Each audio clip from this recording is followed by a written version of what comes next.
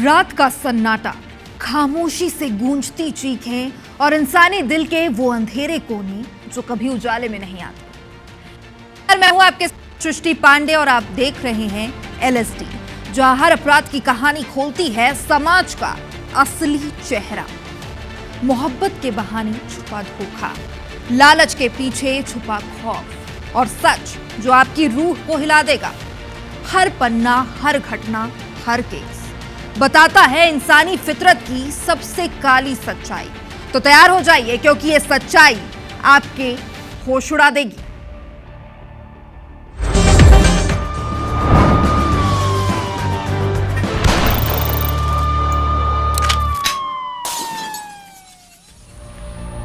Bullet सबसे पहले ऐसे ढोंगी की जिसने साधु के वेश विश्व तोड़ा, शिक्षा की आड़ में उन्हें हवस का शिकार बनाया और इसका खुलासा भी नहीं होता और ये गंदा खेल यूं ही चलता है अगर सब छात्राओं ने हैवानियत के आरोप न लगाए होते। आखिर क्या है ये ढोंगी बाबा और हवस की आग की कहानी, जानेंगे इस रिपोर्ट में। देखिए,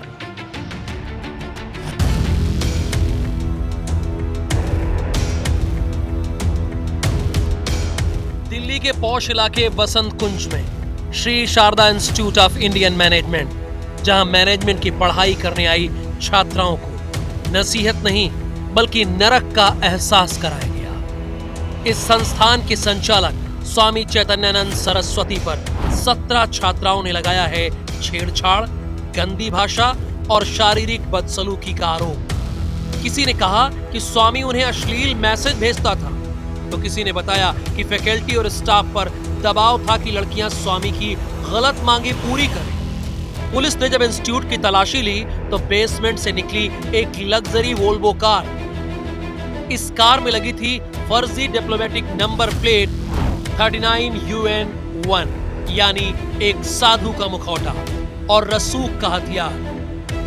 स्वामी चैतन्यानंद सरस्वती का नाम भले ही धार्मिक लगे, लेकिन काम काले थे। दिल्ली पुलिस के मुताबिक इसके खिलाफ 2009 और 2016 में भी यौन उत्पीड़न के केस दर्ज हो चुके हैं। यानी ये कोई पहली बार नहीं, ये एक सीरियल ऑफेंडर है। अक्यूज जो है वो मैनेजर था और श्री चैतन्यानंद सरस्वती उनका नाम है और he is absconding right now और उसको सर्च करने की पूरी प्रयास की जा रही है। मैम, एक गाड़ी बरामद हुई है, उसके बारे में बताइए क्या? एक वॉल्वो गाड़ी बरामद हुई है जो इंस्टीट्यूट है, श्री सिम इंस्टीट्यूट, उसके बेसमेंट से, और उसमें UN डिप्लोमेटिक नंबर लगा हुआ है और उसमें फौजरी का सेपरेट सेक्शन में केस दर्ज किया जा रहा है। और अब सवाल है कि 10 साल से इस इंस्टीट्यूट में बैठे इस शख्स पर किसी की नजर क्यों नहीं पड़ी? क्या छात्राओं की आवाज दबाई जाती रही?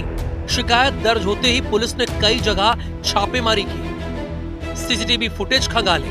आरोपी की आखिरी लोकेशन आगरा में मिली, लेकिन इसके बाद गुरु बना हैवान फरार हो गया। ये इसमें देखिए सेक्सुअल हरासमेंट की कंप्लेंट आई है और एग्जैक्ट डिटेल्स हमें डिस्क्लोज करना आपके लिए अनुचित होगा क्योंकि अभी इन्वेस्टिगेशन इज ऑनगोइंग। अभी इसमें as per statements main accused और जो मेन एलिगेशंस हैं वो जो चैतन्यानंद सरस्वती हैं उसके अगेंस्ट है और बाकी जो फैकल्टी है उनका रोल भी एग्जामिन किया जा रहा है। इस केस ने एक बार फिर बड़ा सवाल खड़ा कर दिया है। क्या शिक्षा संस्थानों की आड़ में ऐसे हैवानों के लिए जगह बन गई है? क्या धार्मिक चोले में छिपे दरिंदों की पहचान अब इतनी मुश्किल हो गई है? 32 छात्राओं ने बयान दर्ज कराए, जिनमें से 17 ने साफ कहा कि स्वामी ने हमारी इज्जत से खेला है। पटियाला हाउस कोर्ट में अब तक 16 बयान मैजिस्ट्रेट के सामने दर्ज हो चुके हैं, लेकिन आरोपी अभी भी गिरफ्त से बाहर है। एक फरार आरोपी, 17 पीड़ित छात्राएं और शिक्षा का एक मंदिर जो अब सवालों के घेरे में है। दिल्ली पुलिस की हर कोशिश है कि आरोपी को जल्द से जल्द पकड़ लिया जाए, लेकिन सबसे बड़ा डर यह है कि जब तक गिरफ्तारी नहीं होती तब तक ये काला सच अधूरा रहेगा। Bureau report, IBC 24।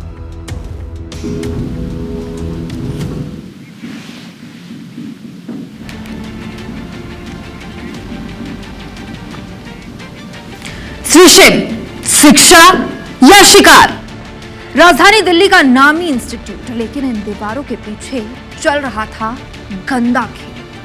Scholarship test के नाम पर मासूम छात्राओं का शिकार और अब 17 लड़कियों की शिकायत के बाद आरोपी फरार।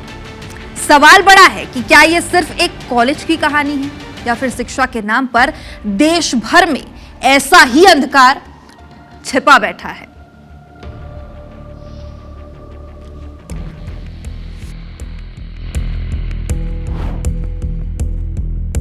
शीसीम एक नाम जिसके अंदर छिपा था शातिर दिमाग का खेल, जहां किताबों के नाम पर बिछाई गई थी शिकारी के दिमाग की बिसात और शिकार बनती हुई मासूम छात्राएं। 1996 में श्रृंगेरी मठ के अधीन शुरू हुआ शीसीम, नाम शिक्षा का, दावा संस्कारों का, लेकिन दीवारों के पीछे चल रहा था गंदा खेल।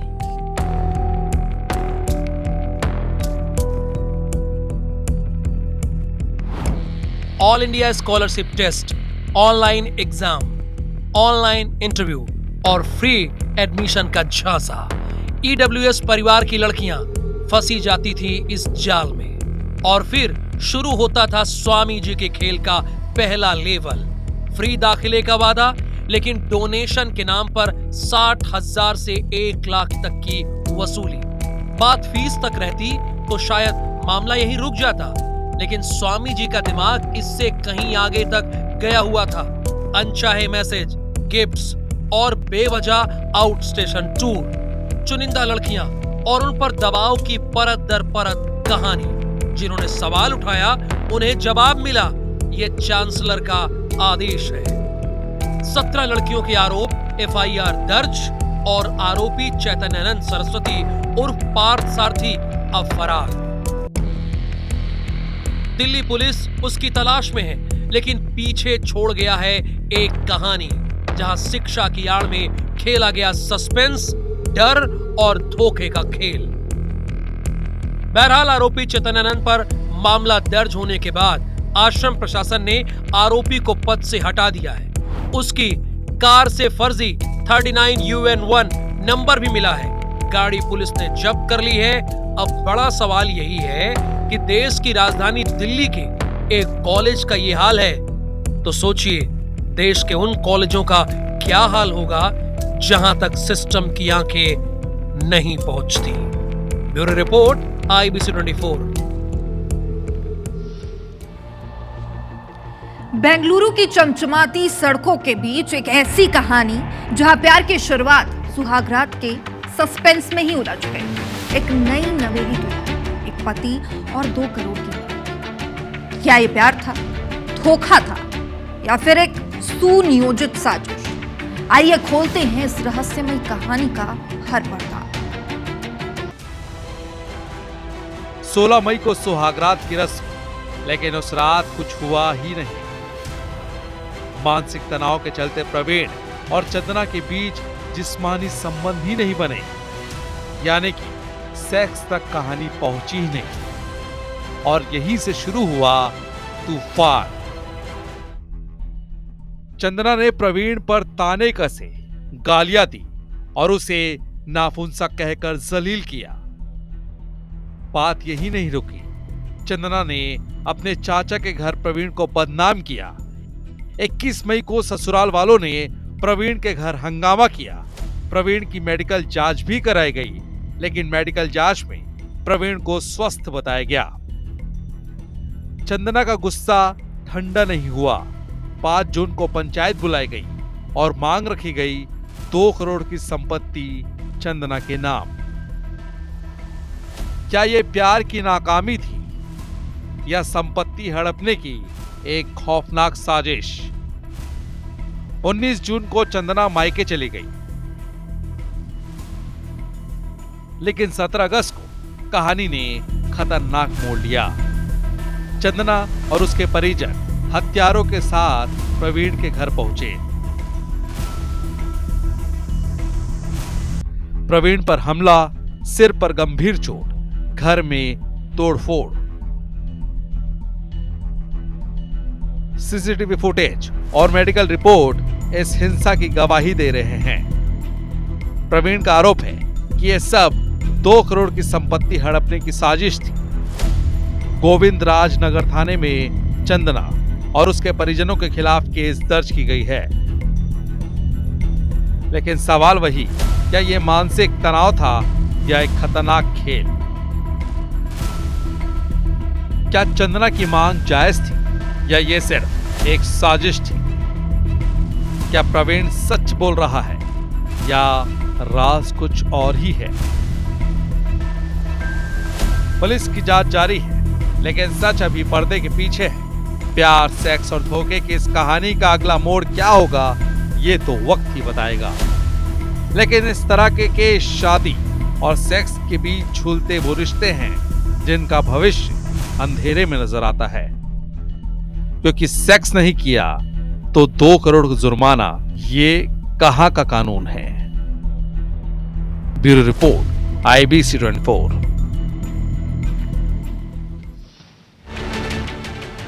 और अब आपको धार जिले में एक ऐसा केस बताते हैं जो आपके रोंगटे खड़े कर देगा। एक शातिर अपराधी जिसने रिश्तों की मर्यादा को तार-तार कर दिया, 3 लड़कियों को अपनी हवस का शिकार बनाया, लेकिन आखिरकार इस हैवान का काला सच सबके सामने आ गया। आखिर कौन है ये दरिंदा और कैसे पुलिस ने उसे जाल में फंसाया, इस रिपोर्ट में जानेंगे।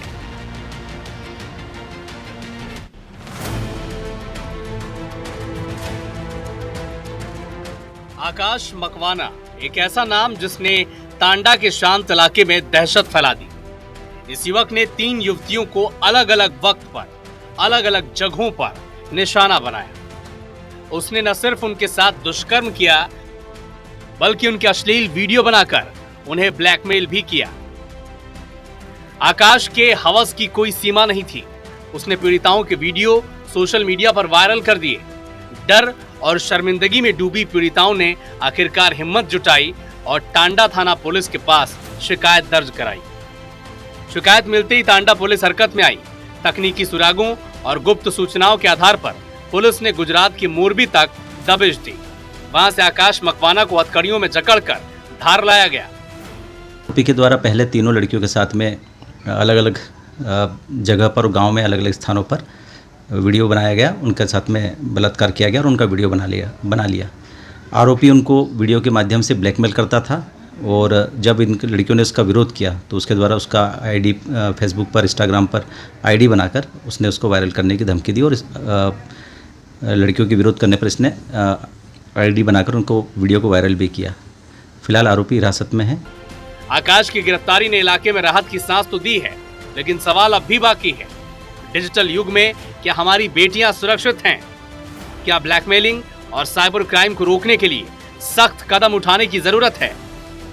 ये कहानी सिर्फ एक अपराध की नहीं, बल्कि एक चेतावनी है। सतर्क रहें, सुरक्षित रहें, क्योंकि अपराध का साया कभी भी कहीं भी मंडरा सकता है।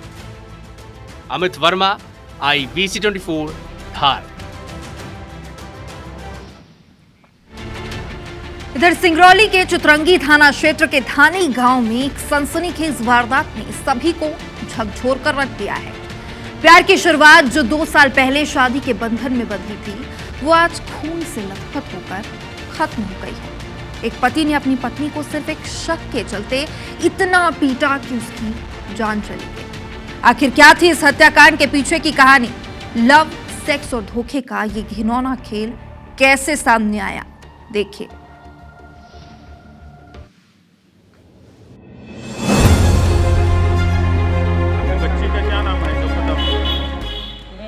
धानी गांव में रहने वाली बेला रानी केवट की जिंदगी उस वक्त थम गई जब उनके पति रंगदेव केवट ने एक छोटी सी बात पर गुस्से का ऐसा तांडव मचाया। पुलिस के मुताबिक रंगदेव को शक था कि उसकी पत्नी मोबाइल पर किसी और से बात कर रही थी। इसी शक ने प्यार को नफरत में बदला और रंगदेव ने बेला की बेरहमी से पिटाई कर दी। गंभीर चोटों की वजह से बेला ने मौके पर ही दम तोड़ दिया। सूचना मिलते ही चितरंगी थाना पुलिस मौके पर पहुंची और आरोपी रंगदेव को हिरासत में ले लिया। पूछताछ में रंगदेव ने अपना गुनाह कबूल कर लिया। शव को पोस्टमार्टम के लिए भेजा गया है और अब इस बात की जांच हो रही है कि क्या बेला गर्भवती थी, जैसा कि उनके परिजनों ने संदेह जताया है। पति पत्नी के आपसी झगड़े में पति ने पत्नी को मारा है, ऐसा आरोप लगा है। इस पर हमारे मर्ग कायम किया है, पीएम रिपोर्ट के पश्चात प्रकरण दर्ज किया है। बेला और रंगदेव की शादी को अभी 2 साल ही हुए थे। बेला, जो मूल रूप से देवसर क्षेत्र की रहने वाली थी, 1 साल के बच्चे की मां भी थी। लेकिन परिजनों का कहना है कि बेला शारीरिक रूप से कमजोर थी और संभवतः गर्भवती भी। क्या रंगदेव का शक सिर्फ एक बहाना था या फिर इसके पीछे कोई और सच्चाई है? क्या ये प्यार की कहानी धोखे और शक की भेंट चढ़ गई? इन सवालों का जवाब पोस्टमार्टम रिपोर्ट और पुलिस की जांच से ही मिलेगा। अब फिर जब रोड में मारने लगे तो हमारे बच्ची को उठा के ऑटो वाला के सामने फेंक दिए। तो ऑटो वाला डायरेक्ट ब्रेक मार कर रोक के हमारे में फोन लगाए, कही कि तुम्हारे बच्ची के मारे धारा था, अब ले जाता। हम कहाँ सबके वहीं बचाए लड़ा के घर। अब हम रात का हम कसकी है अकेले है तो पता नहीं हो तो फोन काट दिए। फिर हमारे दमादे का फोन आवा हमारे मोबाइल में। सिंगरौली का ये हत्याकांड एक बार फिर हमें सोचने पर मजबूर करता है कि प्यार और शक के बीच की बारीक रेखा कितनी खतरनाक हो सकती है। क्या बेला की मौत सिर्फ एक गुस्से का नतीजा थी या इसके पीछे कोई गहरी साजिश है? पुलिस की जांच और पोस्टमार्टम रिपोर्ट से जल्द ही सच्चाई सबके सामने। शादी कहाँ की है? कहते हैं विवाह का बंधन 7 जन्मों का होता है, लेकिन सिंगरौली जिले में एक पति ने अपनी ही पत्नी की पीट कर हत्या कर दी। पूरा मामला चितरंगी थाना क्षेत्र के ग्राम धानी का है, जहां पति ने पहले अपने पत्नी से खाना मांगा, लेकिन खाना मांगने के बाद पत्नी ने अपने पति को खाना ना दिया और वह फोन पर बात करती रही। इसी बात से पति नाराज हो गया और पति रंगदेव ने अपनी पत्नी की बेरहमी के साथ पीट कर हत्या कर दी। हालांकि इसकी जानकारी परिजनों ने नज़दीकी पुलिस को दी। घटना की जानकारी मिलते ही पुलिस भी मौके पर पहुंची और मामले की तफ्तीश में जुट गई। लिहाजा 100 को चिकित्सालय भेज दिया है। वहीं आरोपी पति को भी पुलिस ने गिरफ्तार कर लिया है। विजय कुमार वर्मा, IBC 24 सिंगरौली। कानून नहीं करता किसी को माफ। आज नहीं तो कल हर गुनहगार होगा साफ, क्योंकि LSD में जारी है जंग क्राइम के खिलाफ।